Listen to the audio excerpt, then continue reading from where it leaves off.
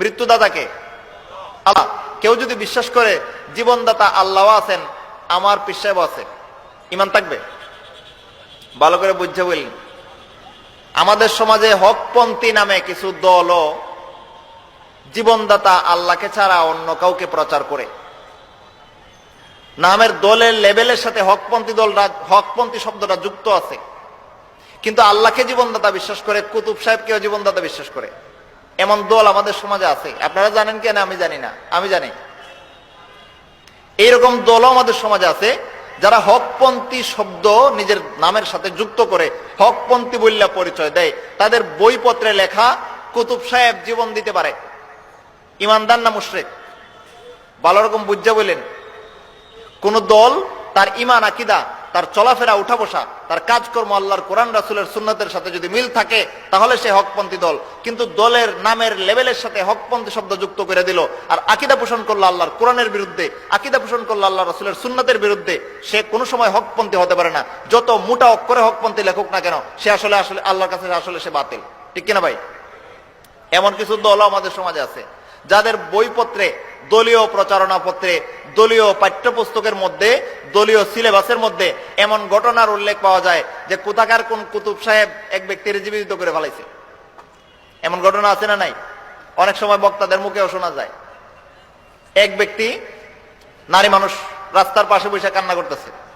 তো রাস্তার পাশ দিয়া কুতুব সাহেব নাকি হাইটে যেতেছে। কুতুব সাহেব, এই কুতুব শব্দটা আর এক অভিনব শব্দ, এটা একটু পরে বলতেছি। কুতুব সাহেব রাস্তার পাশ দিয়ে হাইটে যেতেছে, বলতেছে কি তুমি কান্না করো কেন? কয় আমার তো নাতি মারা গেছে, এই জন্য আমি কাঁদতেছি। কয় নাতি মারা গেছে তো কান্নার কি হয়েছে? কয় আমার স্বামী ছিল, আল্লাহ নিয়ে গেছেন। একটা সন্তান ছিল, সে আমার লালন পালন করতো, এটা আল্লাহ নিয়ে গেছেন। এখন ছেলের ঘরের একটা নাতি ছিল, এটা আমাকে লালন পালন করতো, এটারে আল্লাহ নিয়ে গেছেন, এই কারণে আমি কান্না করতেছি। তখন কুতুব সাহেব নাকি বলতেছে যে মারা গেছে তো কি হয়েছে, এর জন্য কাঁদতে হবে নাকি? কোথায় লাশ? কোথায়? কয় এই তো লাশ। কুতুব সাহেব লাশের পাশে যায় দাঁড়াইছে, দাঁড়ায় বলতেছে কুম বিইজনি, হে ছেলে আমার হুকুমে দাঁড়াও। ভাই বুঝতেছেন তো বিষয়টা? জীবনদাতা কুতুব সাহেব না আল্লাহ?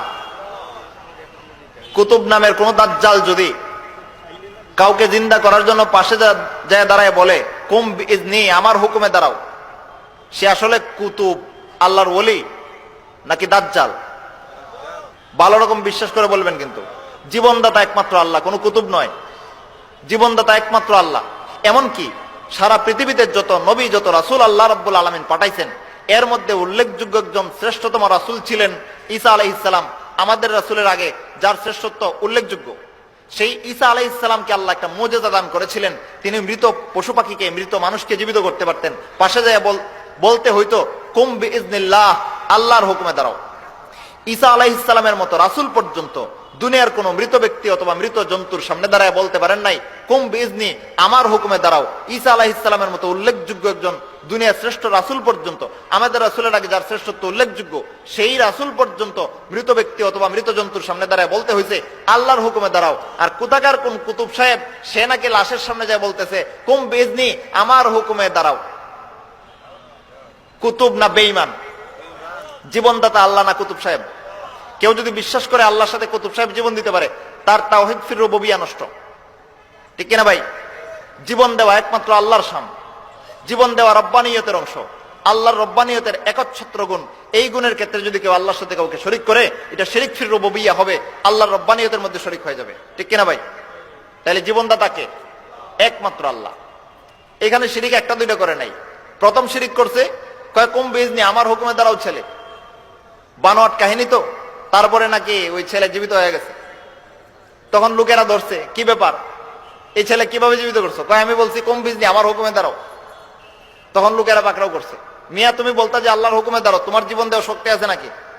তখন কুতুব সাহেব নাকি পাল্টা প্রত্যুত্তর করতেছে, কয় আল্লাহর কাছে আবার কি বলবো, মাবুদের আন্দাজ নাই। ওই লোকের একটা ছেলে ছিল, এটাও আল্লাহ নিয়ে গেছে। স্বামী ছিল, এটাও আল্লাহ নিয়ে গেছে। এখন নাতি ছিল, সে লালন পালন করে খাওয়াইতো, এটারও আল্লাহ নিয়ে গেছে। আল্লাহর আন্দাজ নাই। এই কারণে আল্লাহর কাছ থেকে জোরপূর্বক রোটা তার সিনাই নিয়ে আসছে। কয়টা শিরিক? ডাবলের ডাবল শিরিক। প্রথম শিরিক কুম বিইজনি, আমার হুকুমে দাঁড়াও। দ্বিতীয় শিরিক আল্লাহর কাছে আবার কি বলবো, সে আল্লাহর থেকে মুখাপেক্ষী। তৃতীয় শিরিক আল্লাহর কাছ থেকে রূহ জোরপূর্বক সিনাই নিয়ে আসছে। বোঝা গেল আল্লাহর সাথে রুহ নিয়ে তার কুস্তি হয়েছে, কুস্তির মধ্যে আল্লাহরে হারাইছে, সে জিততে আল্লাহর কাছ থেকে রুহ সিনাই নিয়েছে। এই ধরনের দাজ্জালীয় কথাবার্তা ওলিয়া উলিয়াদের নামে, এই ধরনের দাজ্জালীয় কথাবার্তা পীর মুর্শিদের নামে আমাদের সমাজে বইপত্রে, খাতায় কলমে, কাগজে পত্রে প্রচারণায়, মুখে বয়ান করা পর্যন্ত ছড়ানো হচ্ছে। বলতেছিলাম আমাদের সমাজের মানুষ ঈমান নষ্ট হওয়ার কারণ জানে না, নামাজ ভঙ্গের কারণ জানে, রোজা ভঙ্গের কারণ জানে, উযু ভঙ্গের কারণ জানে, কিন্তু ঈমান নষ্টের কারণ জানে না। আপনার ঈমান যদি নির্ভেজাল না থাকে, নামাজ বরবাদ। আপনার ঈমান যদি নির্ভেজাল না থাকে, রোজা বরবাদ। আপনার ঈমান যদি নির্ভেজাল না থাকে, সারা জিন্দেগি সকল বন্দেগী বরবাদ। ঠিক কিনা ভাই?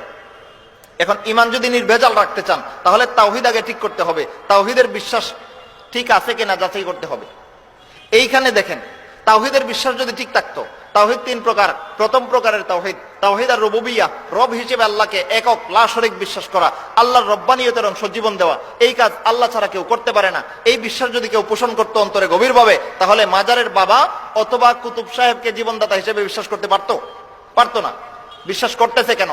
কারণ তাওহীদ ফির রুবুবিয়্যাহ, রব হিসেবে আল্লাহকে একক লা শরীক বিশ্বাস করা যে ঈমানের বলিষ্ঠ একটা অংশ, এই কথার বিশ্বাস অন্তরের মধ্যে না থাকার কারণে, এই বিষয়ের ইলম জানা না থাকার কারণে মুখে লা ইলাহা ইল্লাল্লাহ বলতেছে, কাজে কর্মে শিরক করতেছে। ঠিক কিনা ভাই? বলতেছিলাম রব হিসেবে আল্লাহকে একক লা শরীক বিশ্বাস করা, এটা হচ্ছে তাওহীদ আর রুবুবিয়্যাহ। আল্লাহ জীবনদাতা, আল্লাহ মৃত্যুদাতা,